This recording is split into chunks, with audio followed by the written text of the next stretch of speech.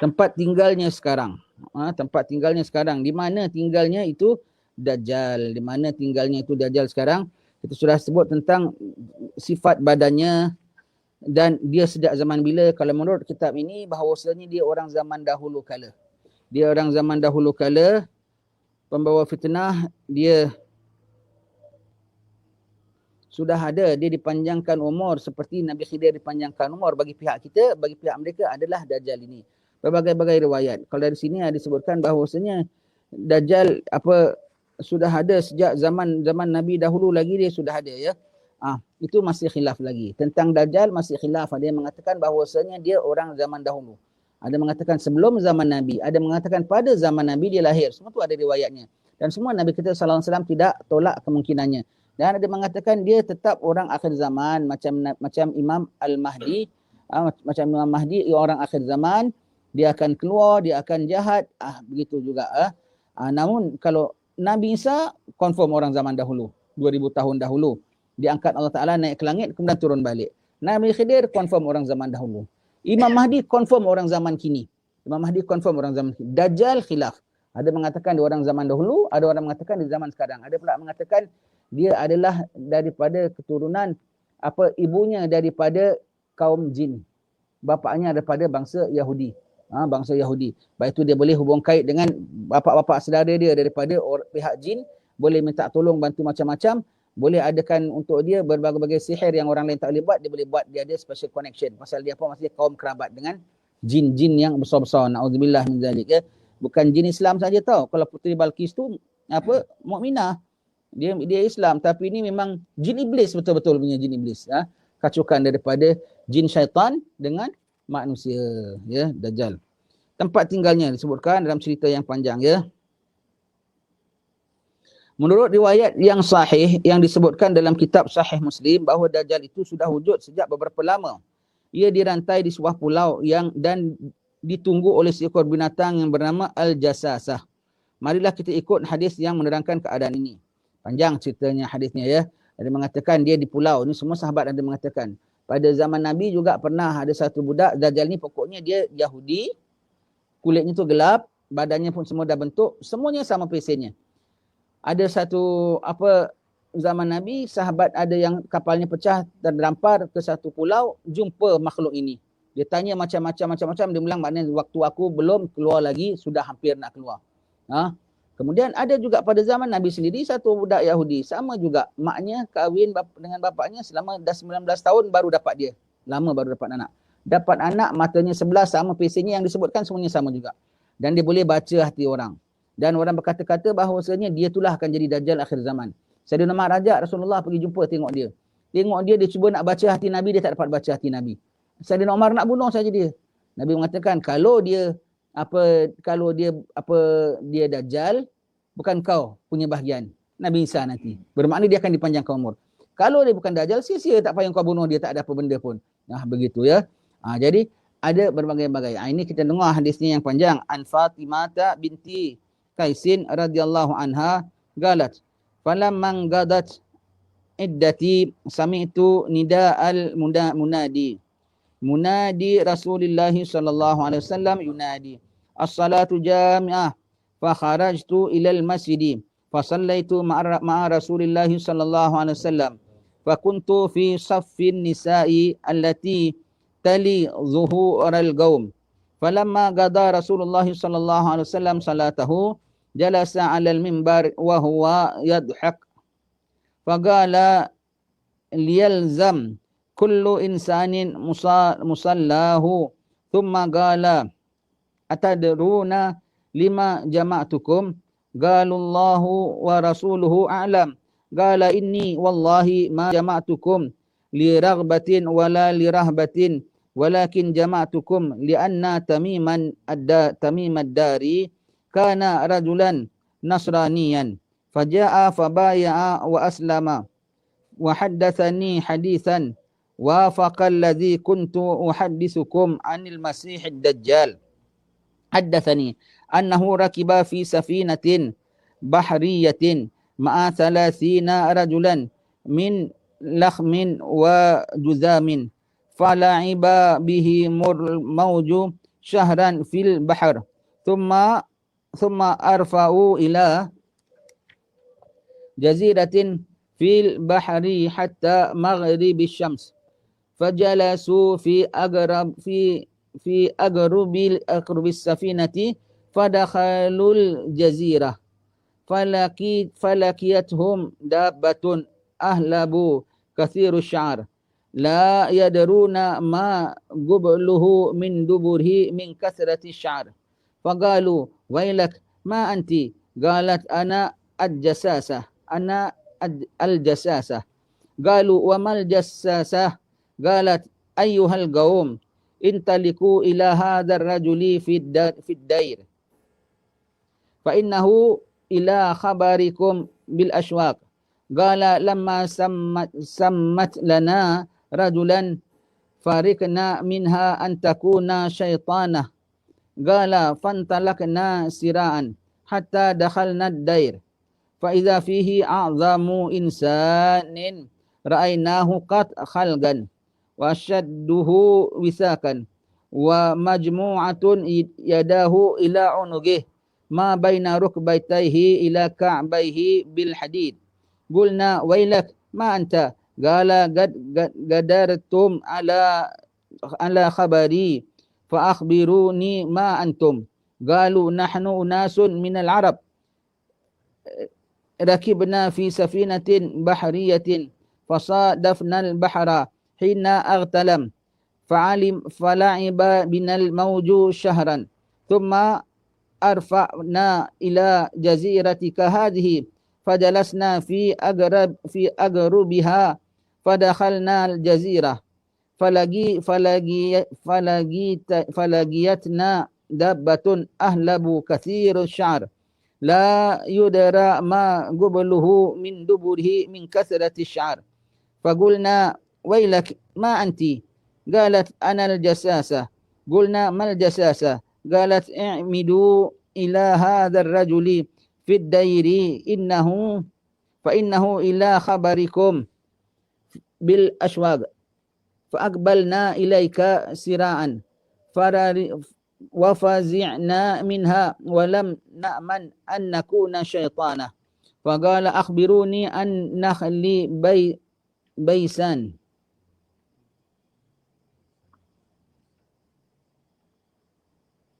قلنا عن أي شأنها تستخبر قال أسألكم عن نخلها هل يثمر قلنا له نعم قال أما إنه يوشك ألا يثمر قال أخبروني عن بحيرة الطبرية قلنا عن أي شأنها تستخبر قال هل فيها ماء قالوا هي كثيرة الماء قال أما إن ماءها يوشك أن يذهب قال أخبروني عن عين زغار قالوا عن أي شأنها تستخبر قال هل في العين ماء قال يزرع أهلها بماء العين قلنا له نعم هي كثيرة الماء وأهلها يزرعون من مائها قال أخبروني عن نبي الأميين ما فعل قالوا قد خرج من مكة ونزل يثرب قال أقاتله العرب قلنا نعم قال كيف صنع بهم فأخبرناه أنه قد ظهر على من يليه من العرب وأطاعوه قالوا لهم قد كان ذلك قلنا نعم قال أما إن ذاك خير لهم أن يطيعوه وإني مخرجكم عني إني أنا المسيح الدجال وإني أوشك أن يؤذن لي في الخروج فأخرج فأسير في الأرض فلا أدعو قربة إلا هبتها في 40 ليلة غير مكة والطيبة فهما محرمتان علي كلتاهما كلما أردت أن أدخل واحدا أو واحدا منها istakbalani malak biadihi sayf sulta sul salta bisudduni anha wa inna ala kulli nakbin minha malaikatan yahrusunaha. Qalat ya'ni Fatimatu bintu Qais. Qala Rasulullah sallallahu alaihi wasallam wa ta'ana bimikhsaratihi fil mimbar. Hadhihi taibah, hadhihi taibah, hadhihi taibah, yani al-Madinah. Ala hal kuntu khaddathtukum dhalik? Faqala an-nas na'am. Fa innahu a'jabani hadithu Tamimi annahu wafaqa alladhi kuntu uhaddithukum anhu anil Madinah wa Makkah. Ala innahu fi bahri Syam aw bahri Yaman la bal min gibalil masyriqi ma hu min gibalil masyriqi ma hu min gibalil masyriqi ma hu wa ma biyadihi ila al masyriqi galat hafiztu hadza min Rasulillah sallallahu alaihi wasallam. Panjang ya khutbah apa bicara Nabi sallallahu alaihi wasallam tentang apa Dajjal ya. Semua yang perkara-perkara gini semua Nabi tak nafi. Sebut sama Nabi, bahkan Nabi mengatakan itulah yang Nabi sendiri nak khabarkan kepada sahabat, orang dah khabarkan juga. Begitu juga yang tentang yang dengan Saidina Umar tadi. Begitu juga.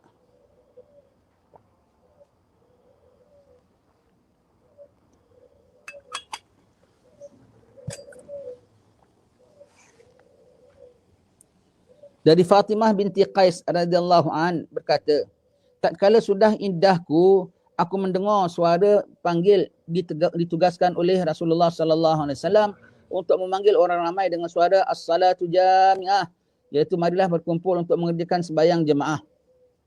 Marilah berkumpul untuk sembahyang jemaah, iaitu bukan sembahyang fardu ya, sembahyang lain pada sembahyang fardu ada iqamahnya, maka ini selain pada sembahyang fardu dikumpulkan orang dengan as-salatu jami'ah, ada nak dirikan Rasulullah, nak dirikan sembahyang-sembahyang tertentu, dipanggilkan sahabat-sahabat semua supaya datang bersama. Kemudian Rasulullah khutbah nak sampaikan perkara kepada sekalian pada sahabat.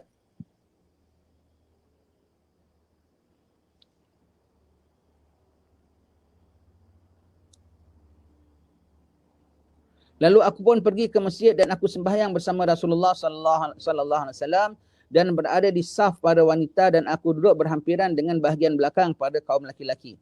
Manakala selesai Rasulullah sallallahu alaihi wasallam dari sembahyang, baginda terus naik ke atas mimbar sambil tertawa dan seraya berkata, hendaklah masing-masing kamu duduk di tempat sembahyangnya. Jangan bergerak dulu. Aku nak bercakap bicara. Nabi sallallahu alaihi wasallam ya. Di sini kita tengok orang perempuan datang sembahyang berjemaah pada zaman Nabi sallallahu alaihi wasallam, dan orang perempuan punya saf belakang saf laki-laki, dan orang perempuan punya saf yang afdal ialah kalau yang paling jauh daripada laki-laki, bukan paling depan. Ya. Tetapi zaman ini orang perempuan masih, kerana zaman Nabi, orang perempuan masih dibenarkan sembahyang berjemaah. Keadaan ini sudah sekarang, kalau pada zaman kita sudah makruh perempuan datang berjemaah. Hukum ini sudah berubah pada zaman Siti Aisyah. Zaman Siti Aisyah saja tengok perempuan sembahyang jemaah, Siti Aisyah sudah bising. Ada hadis Nabi, orang perempuan datang sembahyang jemaah, khususnya subuh dan isyak. Ada hadis Nabi, jangan larang perempuan-perempuan kamu hendak ke masjid. Ada hadis Nabi, orang perempuan pergi sembahyang, kemudian balik dia nampak mesti dia kenal siapa tu, macam remang-remang begini, dah kenal orang walaupun belum naik matahari. Tapi kenapa zaman kita mazhab Syafi'i mengatakan makruh? Pada zaman Aisyah sudah mengatakan, kalaulah Rasulullah nampak cara kamu datang masjid orang-orang perempuan, dah tentu Rasulullah halang. Pada zaman Aisyah tahu, berapa tahun saja selepas zaman Nabi. Pakai masih macam pesen sama semua. Sikit aja mungkin ada cakap ke, mungkin ada apa saja yang apa tidak sama macam zaman Nabi, Aisyah dah tak perkenan. Aisyah ni siapa? Isteri Nabi. Aisyah ni siapa? Sahabat. Aisyah ni siapa? Mujtahid mutlak. Dia punya tak suka menjadi hukum. Dia punya tak suka menjadi hukum. Maka sekarang perempuan datang sembahyang jemaah adalah makruh. Perempuan datang ke tempat-tempat kuliah yang ada lelaki, semua tu makruh. Makruh ya. Yang tak makruh datang tu apa? 3. Perempuan tua sudah sampai had tak diingini. Sampai had tak diingini. Perempuan yang suaminya bukan somebody. Siapa tu? Isteri Pak Imam. Siapa tu? Isteri Pak Ustaz. Siapa tu? Isteri penghulu. Orang nak tengok punya, tak boleh. Isteri dia orang awam macam kita boleh. Yang ketiga, pakai baju kena yang lusuh-lusuh, yang buruk-buruk. Yang perempuan yang dah umur. Yang dah umur tu macam mana agaknya sampai had tak diingini. Dia jalan dah tak ada orang nak sweet-sweet lagi lah. Dah tak ada orang minta nombor telefon. Paling banyak kak minta nombor telefon, nak tempat kuih baulu. Boleh lah itu saja. Tak minta nombor telefon dah tak ada. Supaya dah tak had ini, betul. Zaman Imam dari mazhab Syafi'i itu. Ini zaman Rasulullah lain hukumnya. Ya, kita tak boleh, kita sudah bincang, kita tak boleh ambil hukum direct daripada hadis, bukan bahagian kita, bukan kemahiran kita dan bukan kepahaman kita sampai level begitu, ya. Kemudian baginda bersabda, tahukah kamu bahawa kamu semua aku kumpulkan? Kenapa kamu semua aku kumpulkan? Sahabat lalu bersembah jawab pada sahabat, Allah dan Rasulnya lebih mengetahui.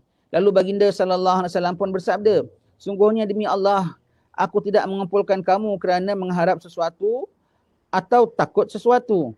Bukan nak suruh nak minta sesuatu ataupun nak kerana ada sesuatu bahaya ke apa ke. Cuma nak kasih info.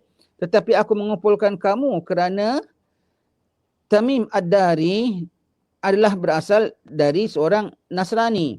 Lalu ia datang menemui aku dan menyatakan keislamannya. Masuk Islam, Alhamdulillah. Orang Nasrani masuk Islam. Lalu ia datang menemuiku dan menyatakan keislamannya dan telah berjanji taat setia kepadaku. Dan beliau juga telah bercerita kepadaku akan satu cerita yang sesuai dengan apa yang pernah aku ceritakan kepada kamu berkenaan dengan Masih Dajjal. Nabi pernah sebut dengan sahabat, dia pun cerita dengan aku sama persis. Bermakna dia pun dapat info yang sama. Orang Nasrani masuk Islam. Nabi gembira sebab itu, Nabi happy, Nabi ketawa senyum lah maknanya. Ada khabar baik, fulani dah masuk Islam, dia bawakan satu khabar, khabarnya tally dengan apa yang begitu. Semua tu adalah wahyu, ya. Kadang-kadang setengah orang dapat, tetapi macam mana pun Nabi dapat dulu. Bagaimana Sayyidina Umar, seorang sahabat, suruh cari loceng, nak bikin iklan bank. Dia mimpi, orang ajarkan dia azan, tak payah pakai loceng azan. Dia mengadu sama Rasulullah. Kemudian Rasulullah bilang, suruh ajarkan Bilal, suruh Bilal bang. Bilal pun bang. Sayyidina Umar pun bergegas keluar. Inilah yang aku nampak dalam mimpi. Sayyidina Umar pun nampak juga dalam mimpi. Sahabat yang cari loceng pun nampak mimpi. Nabi bilang, telah mendahului wahyu daripada kamu. Bermakna sebelum Umar dapat mimpi, sebelum dapat mimpi, Nabi dah dapat info dahulu. Nabi dah dapat info dahulu. Jadi bertepatan. Jadi hukum tidaklah daripada mimpi. Ini kenyataannya, walaupun dia yang lapor, tapi Nabi dah pernah sebut dengan pada sahabat tentang perkara ini, ya.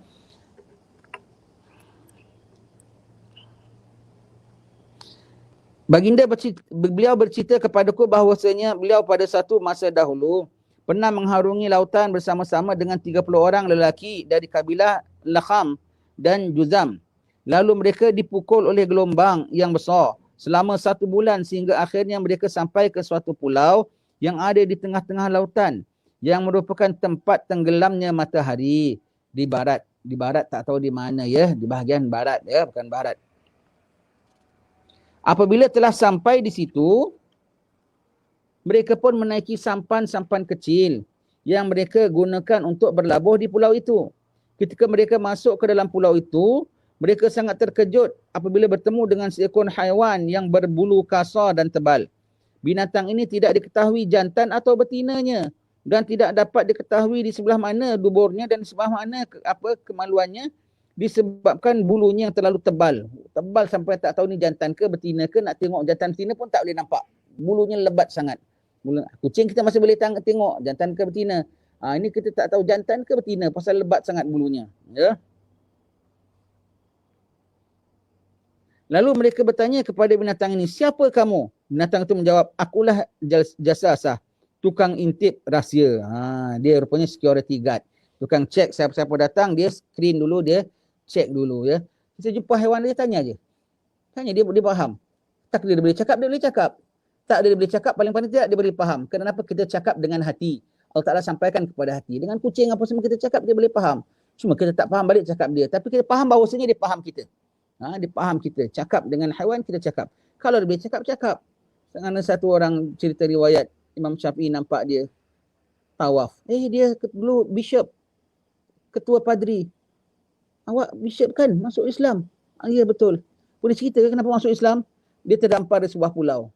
Tengah malam dia sudah takut sendiri di atas pulau, dia naik atas pokok. Di atas pokok dia tunggulah kalau entah apa haiwan datang. Betul-betul ada haiwan merangkak, apa ikan duyung. Bahagian separuh manusia, separuh ikan. Mukanya buruk dan hodoh.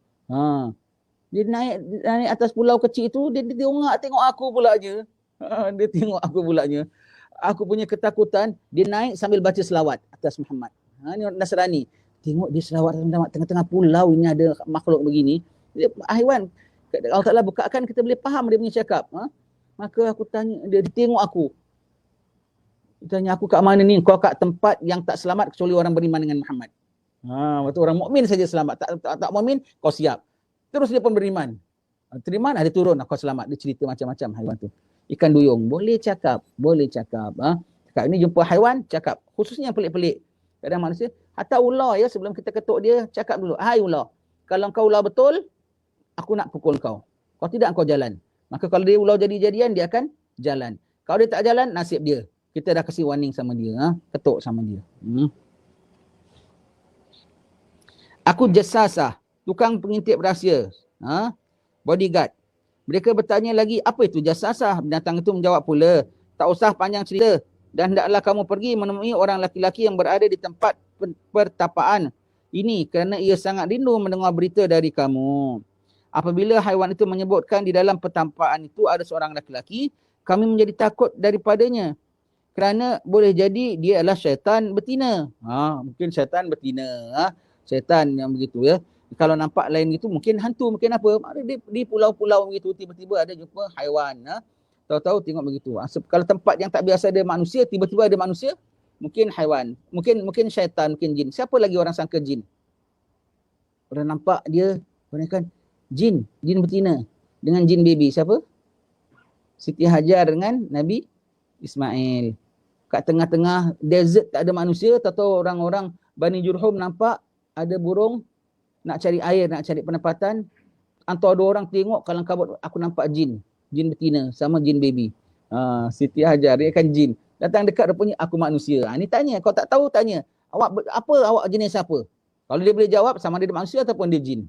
Tak boleh jawab, dia ambil bola tu haiwan lah, sudah habis saja begitu ya.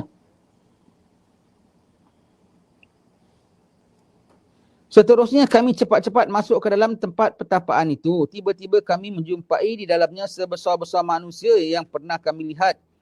Yang dirantai dengan sekuat-kuatnya. Kedua tangannya dibelenggukan ke lehernya. Kakinya dirantai dengan besi. Dan kedua lututnya sampai ke kedua buku lalinya. Kemudian lalu kami bertanya kepadanya, siapa engkau? Dia menjawab, sebenarnya kamu telah melihat keadaanku ini. Jadi aku tidak perlu lagi menceritakannya. Bahkan kamu ini siapa? Siapa aku? Tak payah kau tanya, kau dah tengok sendiri. Dia nak rahsiakan. Kami menjawab, kami adalah dari bangsa Arab. Kami telah pergi belayar. Dan secara kebetulan laut sedang bergelora. Lalu perahu kami dipukul ombak yang besar selama 1 bulan. Dan akhirnya kami terdampar di pulau kamu ini. Lalu kami menaiki sampan-sampan untuk kami dapat memijakkan kaki di pulau ini. Kami sangat terkejut apabila kami ditemui oleh seekor haiwan yang berbulu tebal. Yang tidak dapat diketahui kemaluannya dan duburnya disebabkan bulunya yang terlalu tebal. Apabila kami bertanya kepadanya, siapa engkau? Ia menjawab, aku adalah Al-Jasasah. Iaitu mata-mata. Ya, security guard. Kami bertanya lagi, mata-mata apa itu? Dia menjawab, sudahlah, pergilah kamu menemui seorang laki-laki yang ada dalam pertapaan ini. Kerana ia sangat merindukan berita daripada kamu. Mendengar perkataan tadi, kami merasa takut daripadanya. Dan kami pun bersegera datang menemui engkau. Kami tak tahu apakah engkau itu seorang syaitan betina. Kerana mungkin syaitan betina, jin lah. Jin. Setelah mendengar perkataan kami tadi, laki-laki yang dirantai itu bertanya, cuba ceritakan kepadaku bagaimana kebun kurma di Baisan. Kami menjawab, dari sudut apa yang mahu kamu tanyakan? Lelaki itu berkata, aku bertanya apakah ia masih berbuah? Kami menjawab, ia masih berbuah. Lalu ia berkata, sungguhnya hampir ia tidak akan berbuah lagi. Bermakna dia akan keluar pada zaman kebun Baisan ini sudah tidak keluar lagi. Di mana kebun Baisan? Mungkin ada ulama yang kaji adalah tempatnya tu. Di mana kebun Baisan. Lelaki itu bertanya pula, bagaimana pula tentang Tasik Tabariyah? Kami menjawab tentang hal apakah yang kamu tanyakan? Dia berkata lagi, apakah masih ada airnya? Kami menjawab, airnya masih banyak. Lalu dia berkata, sungguhnya tidak lama lagi airnya akan kering. Jadi Dajjal akan keluar apabila air ini kering, apabila kebun itu tadi sudah tidak hasilkan buah. Tapi kalau kita tak tahu macam mana. Paling tidak tandanya ialah kemarau. Tandanya ialah kemarau sehingga tasik pun boleh kering, kebun pun itu. Ini bukan hanya kebun ini saja yang dia tahu kebun ini, tapi bahkan banyak kebun-kebun dan tasik-tasik yang akan kering, ya. Kemudian dia bertanya pula, bagaimana pula dengan mata air Zurar? Kami menjawab tentang keadaannya yang mana kamu tanyakan. Ia berkata, apakah masih ada airnya dan apakah penduduk di sekelilingnya masih menggunakan mata air itu untuk tanaman mereka? Kami menjawab, ya, airnya masih banyak dan dipenuhi sekelilingnya. Dan penghuni di sekelilingnya masih menggunakan mata airnya untuk tanaman mereka. Kemudian ia bertanya lagi, bagaimanakah Nabi orang Ummiyin, maksudnya orang-orang Arab, iaitu Nabi Muhammad sallallahu alaihi wasallam? Apakah yang dikerjakannya? Kami menjawab, ia telah lahir di Mekah dan telah berhijrah ke Yathrib, iaitu Madinah. Ia bertanya lagi, apakah orang-orang Arab memeranginya? Kami menjawab, ya, mereka memeranginya. Ia berkata lagi, terus bagaimana perlakuannya terhadap mereka? Kami menjawab, ia telah banyak memperoleh kemenangan terhadap mereka. Bahkan hampir semua orang Arab yang ada sekelilingnya telah mengikutnya. Dia tanya Nabi Muhammad macam mana? Dah lahir? Dah. Orang dia tahu kisahnya, dia tahu daripada ahli kitab, dia tahu ceritanya. Kaum dia perang dia, dah. Tapi macam mana menang? Maknanya Nabi sekarang sudah dalam peringkat di tinggi. Bukan peringkat awal Islam. Sudah mulai peringkat berkembang Islam.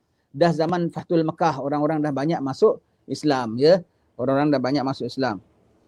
Dia bertanya pula, sungguhnya itu terjadi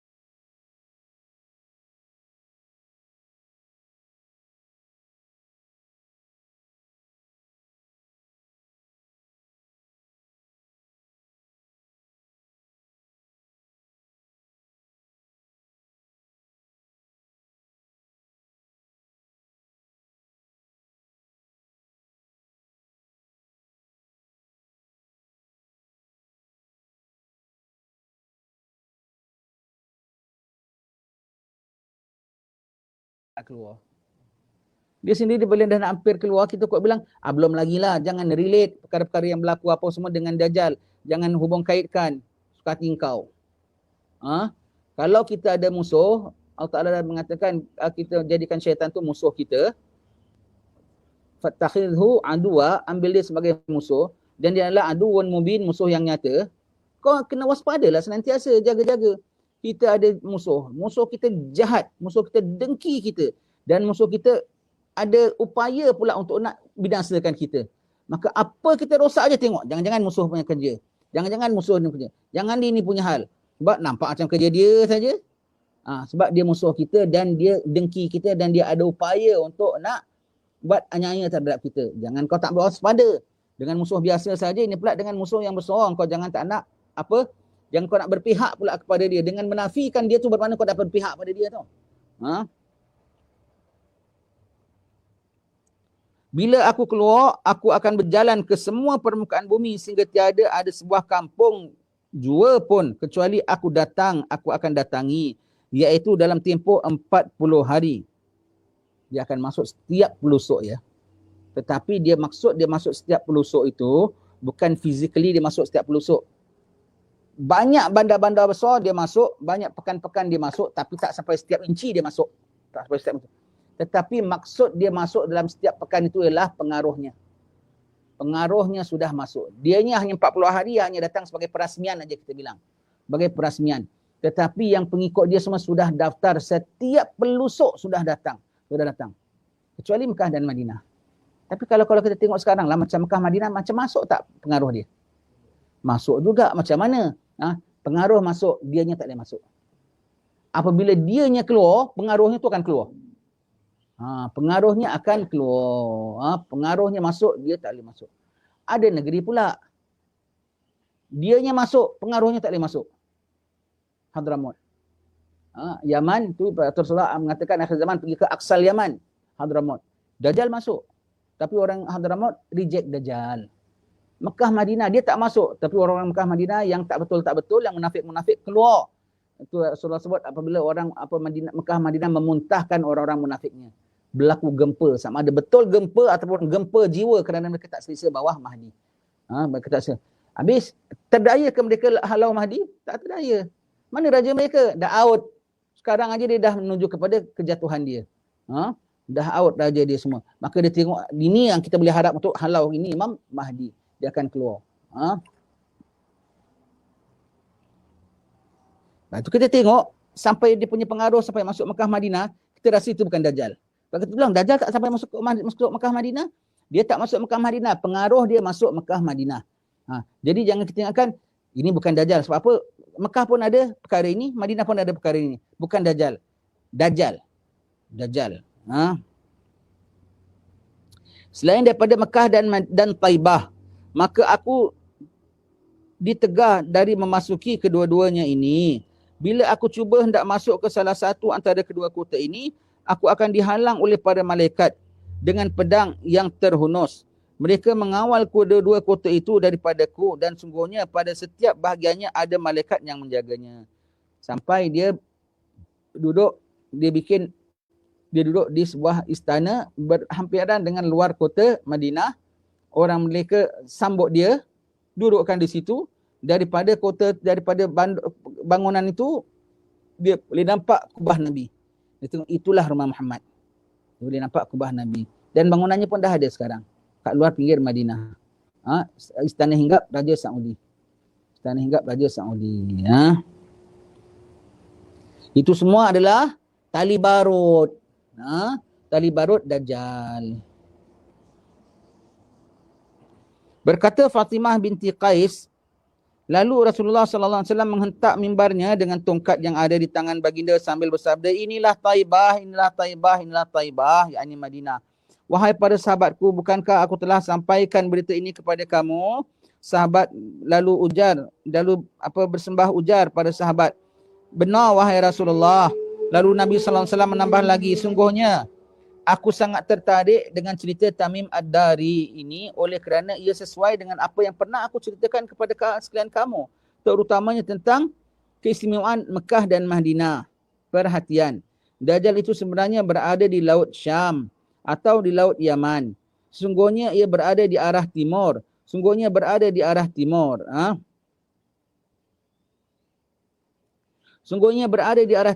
Sambil baginda mengisyaratkan tangannya ke arah timur.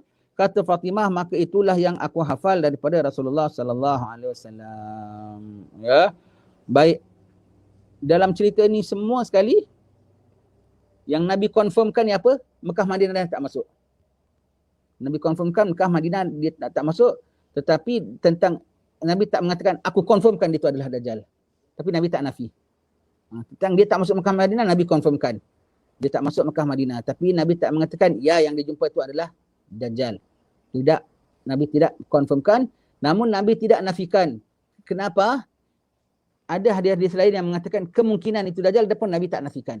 Sebab itu masih ada khilaf ulama. Ya.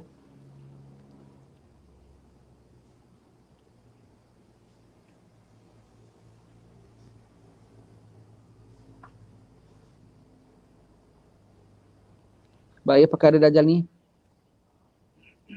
banyak perkara yang Allah Ta'ala izin di cover tau.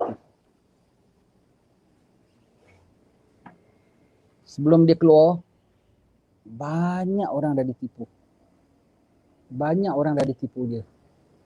Hatta wali-wali pun cuba nak ditipu dia. Hatta orang-orang awam kita pun nak ditipu dia. Dia punya networking ni cukup banyak. Masuk dalam mimpi orang ini, masuk dalam cerita orang ini, masuk dalam kehidupan orang ini, cerita ini, cerita ini, cerita ini. Mereka tengok ceritanya common story. Ceritanya common story, sampai orang yang akan betul lah perkaranya. Tapi yang ditakuti kadang-kadang yang disangkakan betul, rupanya tak betul, yang disangkakan tak betul adalah betul. Dia boleh sampai bawakan orang berbagai-bagai mimpi. Hatta orang sangka di mimpi itu mimpi baik. Tapi rupanya na'udzubillah yang ditakuti mimpi buruk. Maka pada zaman ini waspada hatta terhadap mimpi kita sekalipun. Mimpi kita sekalipun cukup kena waspada. Takut kuncu-kuncunya datang kepada mimpi kita dan mimpi fulan merangkaikan satu story, kita mengiyakan, rupanya berita itu berita palsu. Beritanya berita palsu. Kita ingatkan itu berita khabar gembira, rupanya itu berita palsu. Yang tak boleh tidak pada zaman ni yang kita kena confirmkan, taruhlah kita mimpi jumpa Rasulullah sekalipun, mengatakan bahawa anda begini dan begini dan begini dan begini. Umpamanya lah ya. Kita mimpi Rasulullah sekalipun. Mengatakan anda begini, anda begini, anda begini. Mimpi Nabi betul. Takwilnya belum tahu lagi. Taruhlah anda mimpi Nabi, anda mengatakan anda pada akhir zaman akan jadi fulan bin fulan, anda akan jadi pegang jawatan sekian. Ramai orang begitu ya. Hatta mimpi Nabi sekalipun, mimpinya betul, takwilnya belum tahu. Takwilnya kena satu jaga. Taruhlah mimpi itu betul. Taruhlah anda percaya anda bukan zan sampai yakin sekalipun. Tapi jangan lupa, di situ yakin ada macam-macam yakin. Ini semua takut, bukan kita tak percaya Nabi ya, tapi kita takut kena tipu oleh selain Nabi. Nabi kabarkan aku lain, pahaman aku lain, aku ditipu untuk atas pahaman aku, maka aku keliru. Ya. Taruhlah daripada apa yang Nabi cakap itu menimbulkan kita bukan zan bahkan yakin. Taruhlah yakin sekalipun, tapi yakin macam-macam peringkat. Nabi mengatakan anda adalah orang baik, anda adalah apa akan jadi apa orang kanan Imam Mahdi sekalipun. Taruhlah sampai yakin kita punya daripada cakap Nabi. Tapi itu baru apa tahu? Ilmu yakin. Ada satu lebih yakin, lebih kuat lagi. Hakul yakin bahawasanya aku ahli maksiat. Itu tak payah orang bilang pun aku tahu aku ahli maksiat. Itu tak payah orang cakap pun aku tahu aku derhaka.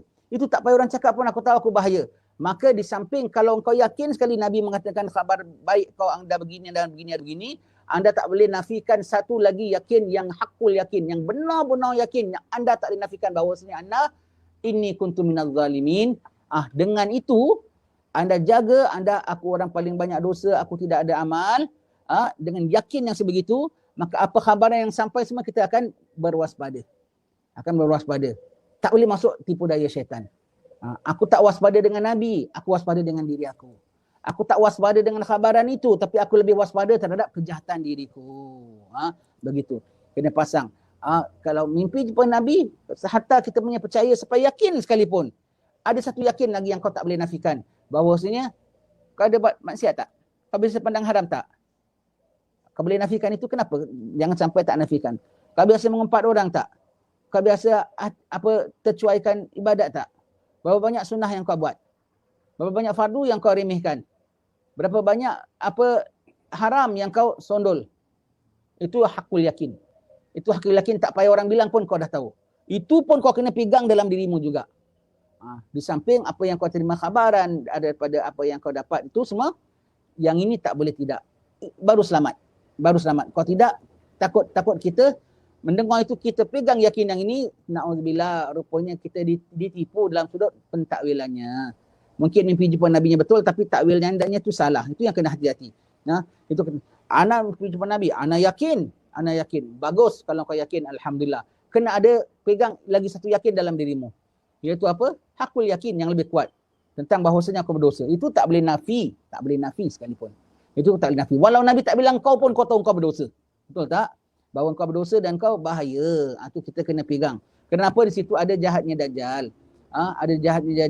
Mungkin kita akan betul-betul jadi pemimpin jadi pegawai di zaman Mahdi, tetapi dengan ujubnya kita tu yang membuat kita jatuh. Na'udzubillah min zalik, ya. Begitu. Dia nak jadi pemimpin Mahdi yang ada ujub. Kan boleh juga. Jadi dia sampaikan. Makin dia tahu kita ni akan jadi pengikut Mahdi, tengok ciri-cirinya, dia buat kita takwil sekalian, jatuhnya kita kerana ujub kita takut. Kena waspada senantiasa, ya. Dari hadis ini jelaslah bagi kita bahawa Dajjal itu telah ada dan menunggu masa yang diizinkan oleh Allah Ta'ala untuk keluar menjelajah permukaan bumi ini. Dan tempat transitnya itulah sebelah timur, bukan di barat. Tempat transitnya itulah di timur, sebelah bukan di barat. Ada yang mengatakan dia keluar di bahagian dekat-dekat China begitu. Wallahu alam. Begitu ya. Dajjal punya. Dan dia punya keluar apabila Turki jatuh balik pada tangan kita. Turki jatuh balik tangan Islam. Menunjukkan yang ada ulama mengatakan bila Nabi sebut Turki jatuh balik pada tangan Islam, sama ada Turki yang ada sekarang ini, kan negeri Islam, akan jatuh balik di tangan orang kafir, akan jatuh balik tangan orang Islam. Kenapa Turki yang ada sekarang ini, dia seboleh-boleh nak masuk dalam EU tau, nak masuk dalam Europe. Dia sendiri seboleh-boleh nak masuk. Bukan orang jajah dia seboleh-boleh nak masuk. Masuk dengan segala syaratnya, semua dengan segala hukum akamnya nanti akan berubah. Akan berubah sistemnya. Bukan setakat jual belinya saja. Bukan setakat tourismnya saja. Bahkan maksiatnya, bahkan apa semuanya tu akan berubah. Syarat-syarat keagamaannya pun akan berubah. Nak masuk kami majoriti agama ini. Macam mana? Begitu ya. Begitu. Turki. Ataupun ada ulama mengatakan bahawa Turki yang dimaksudkan adalah Turki lain. Turki lain ada mengatakan adalah Vatican City, Rome. Itu sebahagian daripada Turki juga. Rom semua tu. Kerana Turki sebahagian daripada Rom. Wallahu alam bisawab. Semogalah kita Allah Ta'ala ampunkan dosa kita ya, dan mudahkan segala urusan kita, tetapkan iman kita. Sekian. Wassalamualaikum warahmatullahi wabarakatuh.